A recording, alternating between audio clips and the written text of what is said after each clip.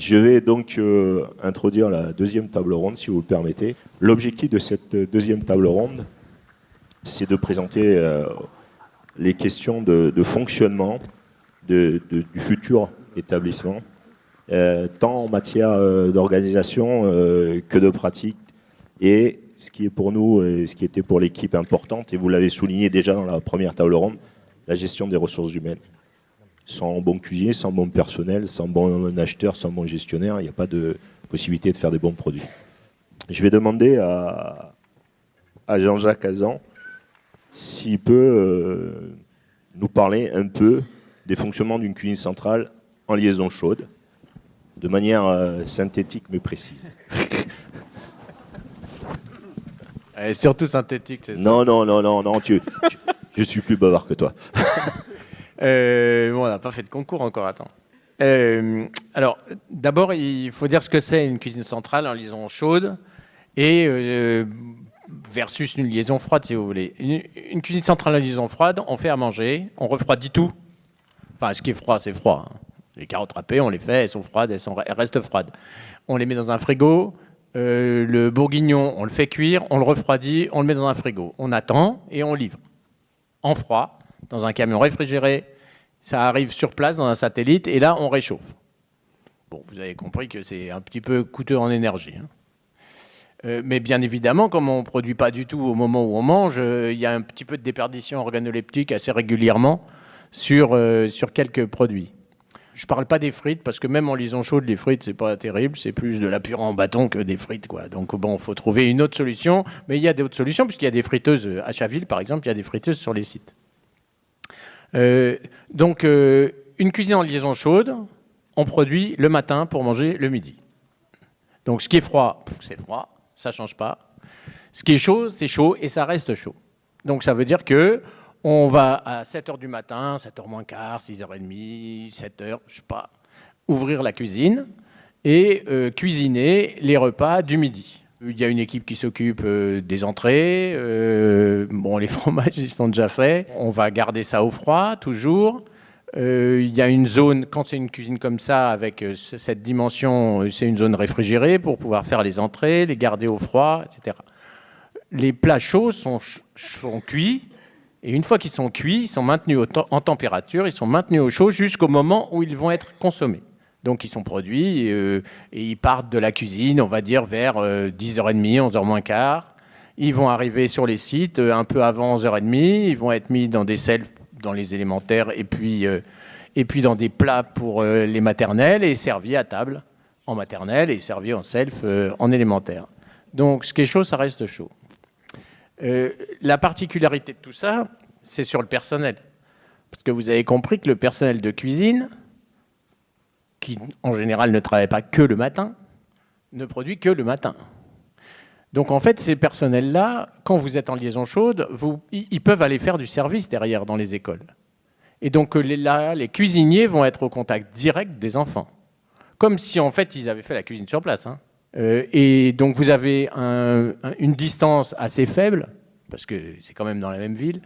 Vous avez une durée très faible entre le moment de la cuisine et le moment de la consommation. Et vous avez une proximité immédiate entre les cuisiniers. Au moins un cuisinier qui ira dans chaque école pour servir. Et comme ça, on sait que quand l'enfant il voit le cuisinier qui a fait à manger, enfin le cuisinier, la cuisinière, qui a fait à manger et qui lui dit que oui, c'est elle qui s'est levée à 5h30 ce matin pour te faire à manger, normalement, ça marche beaucoup mieux tout de suite pour manger. Hein.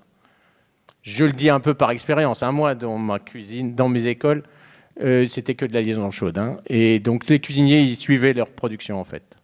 Et c'est un moyen très intéressant et c'est un facteur de progrès assez extraordinaire parce qu'en fait, le cuisinier, quand il revient le lendemain à la cuisine ou quand il voit un môme qui ne mange pas, il s'intéresse parce qu'il l'a fait.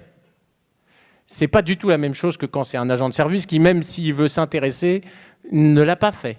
Et donc ne voit pas ce qu'il pourrait faire de mieux parce que c'est pas lui qui l'a fait. Donc on n'est plus du tout sur de la réponse théorique, on est sur de la réponse pratique, réelle, et qui est un facteur de progrès assez important. Et qu'on n'a pas dans une autre structuration. En fait, en liaison froide, on n'a pas ça parce que les cuisiniers ne vont jamais, parce qu'ils travaillent toute la journée à faire de la production, eux.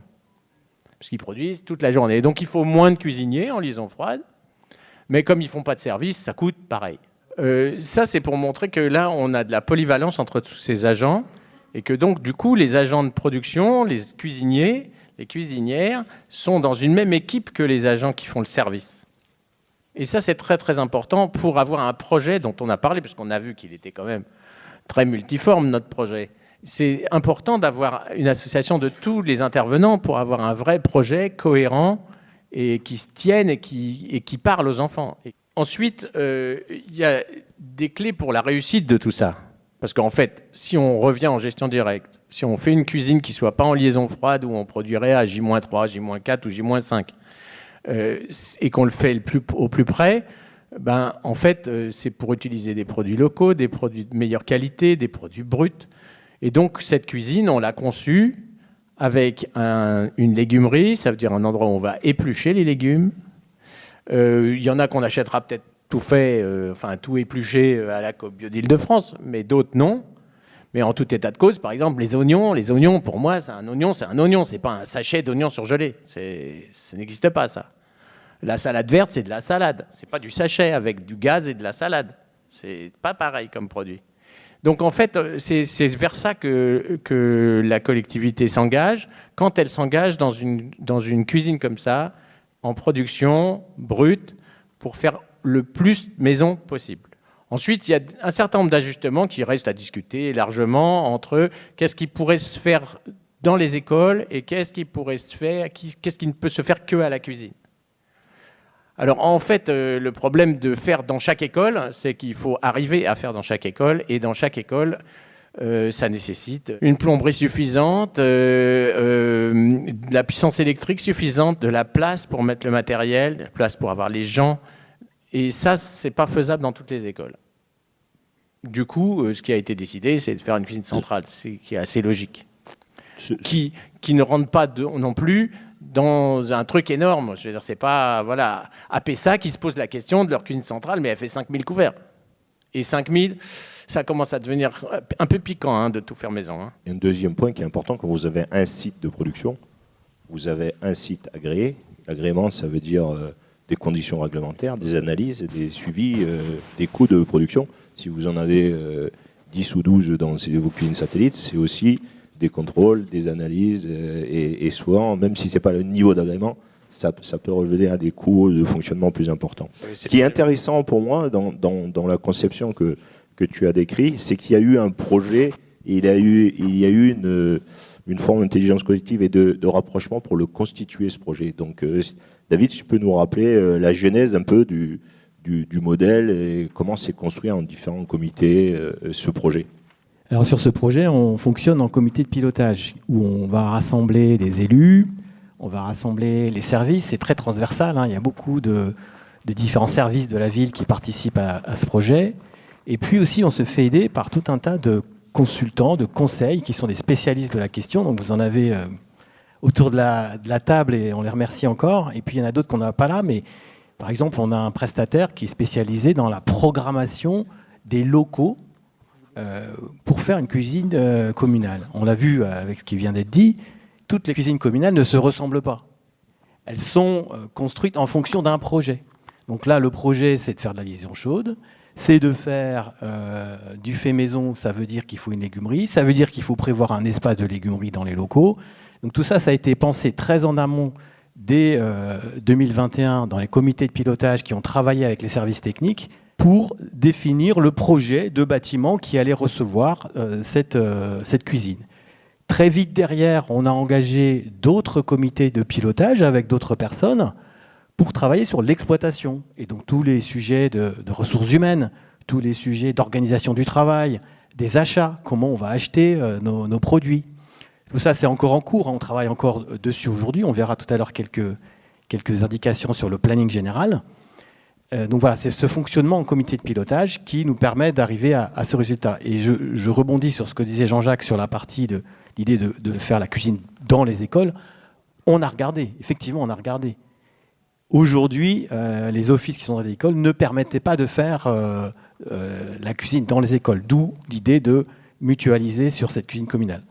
Donc sur la carte, vous avez l'emplacement des différents établissements scolaires et la cuisine communale. Pourquoi il y a tout ça sur cette carte? c'est parce que ce projet de cuisine communale, c'est pas que le bâtiment de Manerolles, c'est aussi des satellites qui sont déjà là dans la plupart des écoles, qui sont légèrement ajustés pour pouvoir gérer cette relation entre le site de production et la consommation des enfants dans les différentes écoles. En termes de planning, ce qu'il faut voir, vous avez là deux plannings. Et bien sûr, ils sont cohérents entre eux. Un planning du projet immobilier, où vous voyez que nous allons démarrer les premières démolitions à la fin de ce premier trimestre 2024, qu'on aura les consultations d'entreprise pour le chantier qui se dérouleront dans la fin de l'année, et que le chantier se déroulera très largement sur 2025 et début 2026. En parallèle, vous avez la progression vers la régie. Donc aujourd'hui, on est en DSP. Et cette DSP, contractuellement, s'arrête à la fin de l'année 2024. Et on va enclencher, Bérangère le précisera peut-être aussi tout à l'heure, on va enclencher progressivement la mise en place de la régie en parallèle de la réalisation du chantier sur le site de Manerolles. L'objectif, c'est que les deux dates coïncident avec la livraison du bâtiment et la mise en exploitation complète de la régie pour la production des repas. En ce qui concerne la production des repas, on va rester donc avec la DSP telle qu'elle est aujourd'hui, mais on va commencer aussi à travailler sur la préparation d'un marché de fabrication et de livraison de repas qui sera mis en place en 2025. Sur le volet ressources humaines, aujourd'hui, on travaille avec le prestataire Elior et on va démarrer les processus de recrutement. Vous avez peut-être vu l'annonce pour le chef de service qui va nous aider derrière dans le démarrage de l'exploitation de la régie. En 2025, une partie déjà du personnel sera transférée à la ville, sera réinternalisée sur la ville, et on ira ensuite recruter, on fera les démarches pour recruter le personnel de cuisine. Et en ce qui concerne les relations avec les familles, donc tout ce qui est l'inscription, on continue dans le système avec la DSP sur l'année 2024. Et en 2025, vous aurez déjà, ce sont déjà les services de la ville qui enregistreront les demandes des familles. Et c'est seulement début 2026 qu'on aura totalement tout internalisé au sein de la collectivité locale. Merci David. Si avec Jacques, tu avais commencé à évoquer l'organisation interne et qu'il fallait des équipements, une légumerie, mais ce qui était important, c'est peut-être la validation des plans en interne. Je pense l'étape, puisque je pense que la DDPP a dû valider le projet. Oui, en fait, c'est un peu en discussion tout le temps. Donc, il y a des plans qui ont été faits, des plans qui ont été validés, des présentations qui ont été faites à la DDPP, c'est la Direction départementale de protection des populations. Bon, des fois, ils aident, mais ils n'aiment pas le dire. Mais des fois, ils n'aident pas. Et c'est un peu casse-pied. Mais bon, là, ils ont dit OK sans aider. Voilà. Donc, ça va. Et là, c'est dans le bon tuyau. Juste sur la phase 2025, vous avez compris que 2025, c'est une phase un peu spéciale. En fait, il n'y a plus de marché. Donc, il n'y a plus de repas. Donc, il faut les acheter. Et puis, en 2025, il ne s'agit pas de redonner tout ce qui a été délégué à quelqu'un d'autre. Il faut prendre tout ce qui n'est pas le repas. C'est-à-dire ce qui ne sera pas prêt à cause de la cuisine. La seule chose qu'on ne fera pas en 2025, c'est la cuisine. Donc les agents, il faut qu'ils reviennent à la ville, etc. Dernière chose, c'est que dans le recrutement, vous avez compris qu'il y a des agents qui vont faire et du service et de la production, donc et du service simple et de la cuisine, alors qu'aujourd'hui, ils ne font que réchauffer. Donc il y a tout un programme de formation aussi et de valorisation de ce personnel actuel qu'il s'agit d'avoir. C'est aujourd'hui du personnel Elior. Le 1er janvier 2025, ils vont intégrer la ville, en tout cas pour ceux qui le veulent, puisque la ville est obligée de les reprendre, c'est la loi. Et ceux qui voudront rester, il faudra les former et les inciter à continuer, à progresser, etc. Et en fonction de ça, il y a 1 an pour construire une équipe solide et il y aura déjà un directeur de la restauration, on va dire ça comme ça, et puis il y aura aussi bientôt, assez rapidement, peut-être un chef de cuisine, dès qu'il s'agira de pointer son nez sur des choses un peu plus pointues en termes de cuisine. Alors, ce qui est sûr, c'est que le projet est tellement attractif qu'au moins 80 à 90% des personnels d'Elior voudront venir sur ce projet. Donc, vous soyez rassurés. C'est à peu près... Donc, la question qui a été évoquée tout à l'heure, Bérangère, c'était de rappeler un peu le volume économique, et notamment pour les parents, parce qu'ils sont inquiets sur la tarification et à l'avenir, mais aussi sur le budget prévisionnel de fonctionnement de cette régie. Alors, ce slide pour vous présenter donc un point actuel, un benchmark sur les villes de GPSO, les tarifs qui sont appliqués. Donc, vous pouvez voir quand même que Chaville applique des tarifs qui sont quand même tout à fait, voire plus que raisonnables. Pour les tarifs minimaux pour les familles qui ont des quotients familiaux bas, c'est 0,57 centimes par repas. Quand vous comparez avec les autres villes de GPSE, on est quand même parmi les villes qui proposent un tarif des plus bas. Et pour le tarif maximum, vous pouvez voir qu'on est quand même sur le tarif le plus bas de GPSO. Ces tarifs, ce qu'une famille paye à la ville, ce n'est pas ce qu'Elior nous demande. Nous prenons en charge une partie du prix de repas demandé par Elior. Chaville donc, souhaite rester sur ces tarifs appliqués aux familles lors de la cuisine communale. Nous ne souhaitons pas augmenter, sauf inflation. Une autre remarque, c'est que, là c'est pas sur ce slide, mais c'est que nous faisons partie des villes qui appliquons un taux d'effort progressif sur le quotient familial, c'est-à-dire que les tarifs sont calculés au plus juste pour chaque famille. Ce n'est pas par tranche, ce n'est pas par un taux d'effort par tranche, ce qui, il y a quelques années, se faisait, ce qui engendre des effets de seuil. Donc pour l'instant, nous souhaitons rester sur ce modèle-là. Très peu de villes le font, oui, tout à fait, c'est vrai. Je ne le fais pas, je note. Je suis là aussi pour apprendre. Ce coût de repas demandé par Elior, c'est le coût du repas au sens le plus strict. Le coût qui correspond à un premier coût de niveau global de production, c'est-à-dire les coûts de matières premières alimentaires, de main-d'œuvre pour le fabriquer, le coût d'exploitation et le coût d'investissement. Ça correspond donc à la prestation d'Elior. À cela, il faut penser à ajouter ce que j'appellerais le coût complet, qui intègre les coûts d'encadrement des enfants lors du déjeuner, à savoir les salaires des ATSEM, des animateurs, les coûts des animations ou encore les coûts de structure correspondant à ce lieu d'accueil tel que le chauffage, qui est utile en ce moment, et l'électricité des cantines, etc. Sur le budget prévisionnel, donc, on a travaillé par rapport à ce que Elior avait comme budget. Ce qui est classique, la part la plus importante de ce budget, c'est les salaires du personnel de restauration qui représente pas loin de 50% du poids du budget total. Ensuite, l'alimentation qui représente un peu plus de 30%, et enfin les frais d'exploitation et d'amortissement. Le tout pour un peu plus d'1 800 000 €.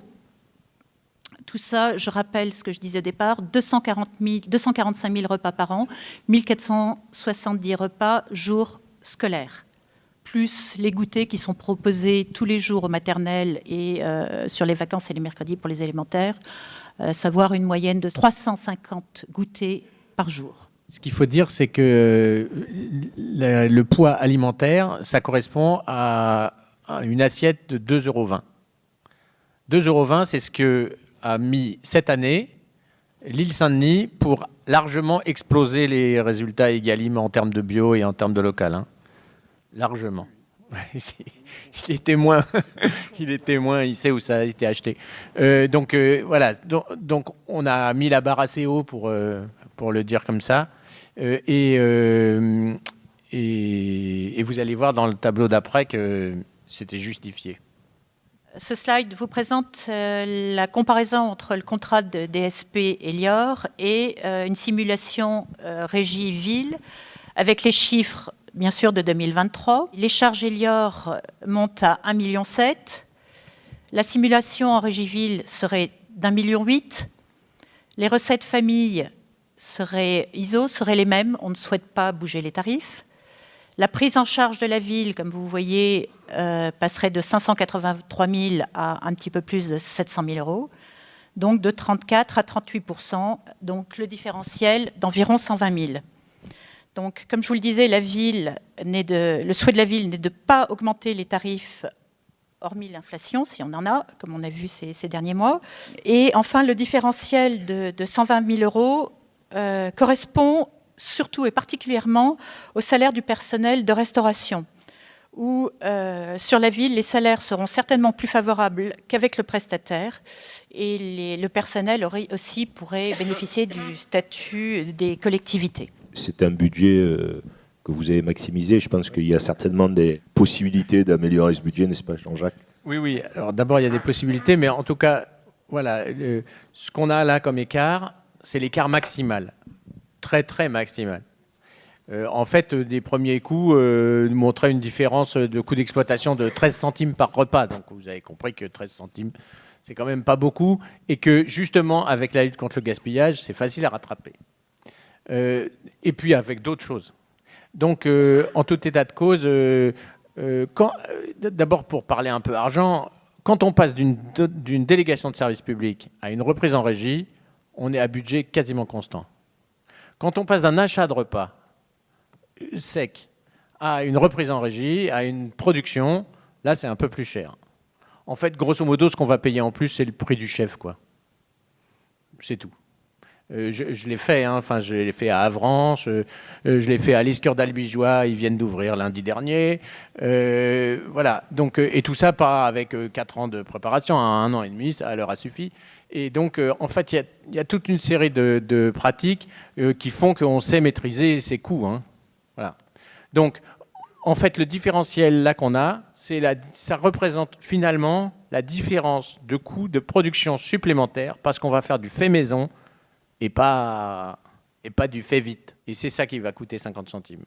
Est-ce qu'ils peuvent être totalement intégrés au coût du repas actuel? Ça me semble possible. Est-ce que c'est sûr? Non, mais c'est pour cette raison-là qu'on l'a mis comme ça, en maximisant tous les risques de notre côté et en prenant par contre le budget Elior tel qu'il est et tel qu'on le paye. Hein. Alors maintenant, il y a des pistes pour améliorer ça. Il y a des pistes sur les approvisionnements, parce que c'est justement par rapport au gaspillage, et puis sur des ajustements de commandes, etc. Je prends un exemple très bête. Vous avez 802 yaourts. Et il n'y en a que 734 qui sont mangés. Ils passent où les autres? Aujourd'hui, les autres, on se les garde. Et puis demain, on en aura encore 802. Parce que c'est comme ça qu'est le contrat. Quand on achètera nos yaourts, on achètera... Enfin, c'est pas nous, hein, je me nounoie là, je me fonds dans votre masse. Avec votre argent, on ne vous achèterait plus que les 734 dont on a besoin. Les 802, ils ne reviendront jamais. Donc en fait, on pratique des déductions comme ça avec le personnel et là, ils voient à quoi ça sert de lutter contre le gaspillage de manière assez directe. Moi, pour ce qui me concerne, comme je suis un malin, j'avais mobilisé mon personnel, je leur avais dit que de toute façon, ce qu'on ne dépenserait pas dans la nourriture, on le dépenserait dans les salaires. Donc, ils ont tous joué le jeu largement. Deuxième chose, c'est en termes de production. Et donc sur les coûts, c'est les différents coûts et les différents postes de charge qui sont importants. Donc l'approvisionnement, c'est à peu près 2,20 €, j'ai dit, plus les goûters qu'on peut considérer qui coûtent 67, 70 centimes maximum par goûter pour un vrai goûter, 3 composantes. Production, c'est à peu près 1 € par repas, un peu plus, 1,20 €, quelque chose comme ça. Ça s'améliore avec la formation des agents, avec une organisation de la production, et surtout la formation des agents, en particulier par exemple quand on veut faire de la cuisson à juste température, à basse température, quand on veut les former à faire de la cuisine végétarienne, des choses qu'ils ne connaissent pas aussi, hein, parce qu'en fait, il y a des trucs qui ne marchent pas. Moi, j'ai fait une fois une semaine du goût, je leur avais fait faire du poulet au chocolat. Je peux vous dire que les 2 cuisines sur les 12 où il y avait des agents, des latino-américains, il était merveilleux le poulet au chocolat. Dans les 10 autres, c'était quand même assez catastrophique. Donc il vaut mieux les former avant en fait. Hein. On n'a pas fait ça. Là, on a dit on fait un repas végé par semaine et puis vas-y. Alors vas-y, ça se traduit quand même pas mal par de l'achat de produits manufacturés, transformés, un peu plus que simplement un peu transformés, un peu trop transformés souvent. Hein. Donc, ce n'est pas ça qu'il s'agit de faire dans cette cuisine. Donc, ça veut dire formation des agents. Et ça ça fait gagner aussi de l'argent, parce que quand on fait de la production à juste température et de la cuisson de nuit, eh ben, en fait, on perd moins en matière. Et puis les agents, ils sont plus à l'aise pour travailler, et donc on peut leur faire de la production plus que ce qu'on avait prévu, et du coup, on y gagne en termes de coût de production. Sur le service, il faut affiner le travail de service, et aujourd'hui, on ne sait pas le faire, mais on a toute l'année 2025 pour le faire, en fait. Donc ça, c'est un poste qui représente à peu près 2 € par repas. Hein. Je dis, alors, aujourd'hui, quand on a calculé les coûts avec les salaires et les effectifs actuels, on est arrivé à 2,15 € ou 20 €. C'est la moyenne nationale, elle est là. Hein. 2 €. 2 €, 2,20 €, 2,30 €, 2,50 € quand c'est cher. Le dernier point, c'est sur l'administration et les amortissements. Bon, les amortissements, c'est le coût de la cuisine. Hein. Et puis le coût de son équipement. Et puis le coût du renouvellement des équipements, y compris dans les offices. Parce que même si c'est à la cuisine que tout se passe et que c'est merveilleux, c'est quand même dans les offices qui mangent les enfants. Donc il ne faut quand même pas oublier ça. Et donc ça va générer un peu de dépenses. Donc il va falloir valoriser et améliorer peut-être la productivité, on va dire, de cette dotation aux amortissements. Et ça, c'est possible d'une seule manière, c'est en augmentant le volume de repas. Alors, elle est construite pour faire 1800 repas. Il n'est pas dit qu'elle soit obligatoirement à équiper pour 1800 repas au jour de son ouverture. Mais en tout cas, à partir du moment où on sait qu'elle peut les faire, et qu'elle n'est pas démesurée en dimension, hein, parce que de toute façon, la dimension, c'est facile, hein, le rectangle, il était déjà fait. Hein. Donc, en fait, on sait ce que c'est la surface à nettoyer. Donc, on l'équipe pour 1800 ou pour 1500, et puis ensuite, on rajoute un four, et puis c'est tout.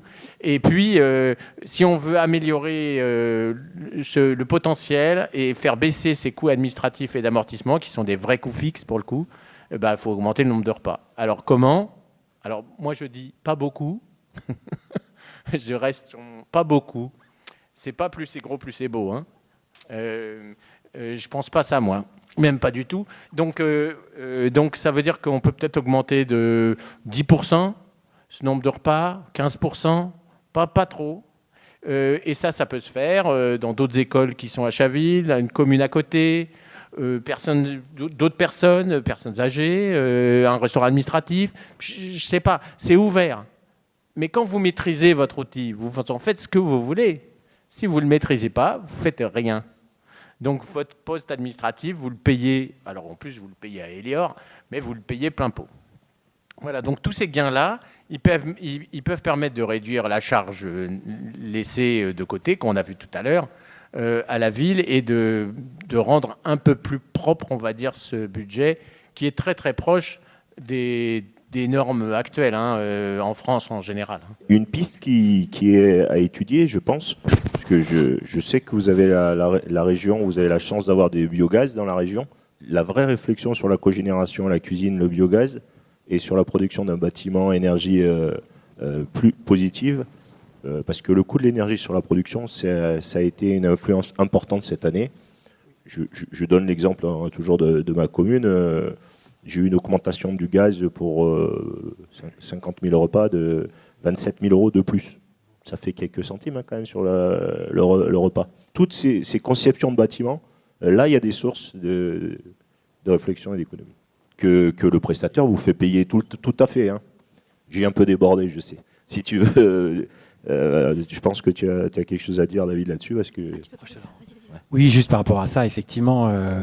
on a parlé, enfin le maire a parlé tout à l'heure de la résilience énergétique puis de la résilience alimentaire. Donc sur la partie résilience énergétique, on va effectivement l'appliquer aussi à ce bâtiment. Donc pour dérisquer le risque énergétique. Donc tout ce qui est énergie dont le prix peut varier de façon... On ne sait pas très bien ce qui va se passer, hein, avouons-le. Essayons de le maîtriser en ayant un maximum de taux d'énergie renouvelable. Et... on en profite aussi pour baisser l'empreinte carbone du bâtiment. Donc j'y reviendrai éventuellement tout à l'heure, mais en tout cas, ça fait partie aussi de l'objectif du projet, que ce soit à l'image de ce qui sera fait pour l'alimentation, on ait une gestion exemplaire de ce bâtiment. Isabelle, si tu veux conclure sur la partie budgétaire. Oui, donc je conclue, c'est la fin de cette deuxième table ronde. Donc on a partagé avec vous les différentes étapes du projet. du projet de cuisine. On voit que finalement, il y a des enjeux, en particulier des enjeux financiers pour la ville. Et ce qu'on voit surtout, c'est que finalement, ce qu'on a assuré, là, c'est la mise en place d'étapes. On y va étape par étape, progressivement. On ne grille pas les étapes, hein, et ça va se construire progressivement. Ensuite, derrière, quand on aura... donc on a vu qu'il y a un reste à charge qui n'est pas nul pour la ville. Il est tout à fait soutenable, mais il n'est pas nul. Et donc, on aura aussi la possibilité de progresser là-dessus. Et derrière, ce qui est intéressant, c'est qu'on aura le choix politique de savoir ce qu'on veut en faire. C'est-à-dire, si on progresse, qu'est-ce qu'on fait du gain ? Est-ce qu'on renchérit la qualité ? C'est-à-dire qu'on va plus loin dans la qualité des repas ? Est-ce qu'on dit, non, finalement, on diminue le prix pour les familles ? Est-ce qu'on rémunère plus les agriculteurs bio ? Tout est ouvert et ça sera le choix des politiques du moment. C'est la collectivité qui se prend en main et qui décide et qui n'est plus, finalement, les mains liées avec des prestataires extérieurs qui ne nous laissent pas ces possibilités-là. Donc, c'est le grand bonheur, en fait, d'avoir remis le service des repas dans les mains du service public. Sur l'énergie, je rappelle juste qu'aujourd'hui, dans tous les satellites, on réchauffe, que partout, on maintient au froid, que les véhicules qui sont utilisés sont des véhicules obligatoirement réfrigérés. Demain, ça ne sera plus le cas, puisque en liaison chaude, on ne refroidit pas. Hein. Et en plus, vous pourrez prendre des véhicules biogaz ou des véhicules électriques. Et pourtant, on a quand même rajouté 50% de coûts énergétiques par rapport à ce qu'il était l'année dernière. Merci.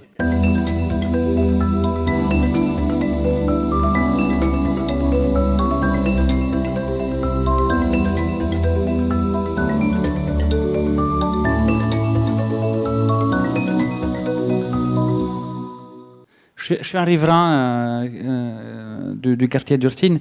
Les questions que j'aurais, c'est quid de risques sanitaires, en fait, pour les enfants, parce qu'au début de la table ronde, à la première table ronde, vous avez parlé de risques sanitaires et de bienfaits aussi pour les enfants. La deuxième chose, quel sera l'impact sur la circulation, en fait, dans le quartier, en fait? Et la troisième chose, quel sera l'impact en termes de nuisances sonores, olfactives pour les riverains? Sur les risques sanitaires, pour parler juste de ça, en fait, il y a des protocoles sanitaires qui existent, il y a un agrément sanitaire, il y a un contrôle sanitaire de la puissance publique sur n'importe quelle structure de restauration qui est agréée, et notre cuisine devra être agréée, ne serait-ce que parce qu'elle livre plus de tiers de sa production à l'extérieur. Comme elle livre 100%, c'est sûr que c'est plus de tiers. Donc de toute façon, ça c'est obligatoire.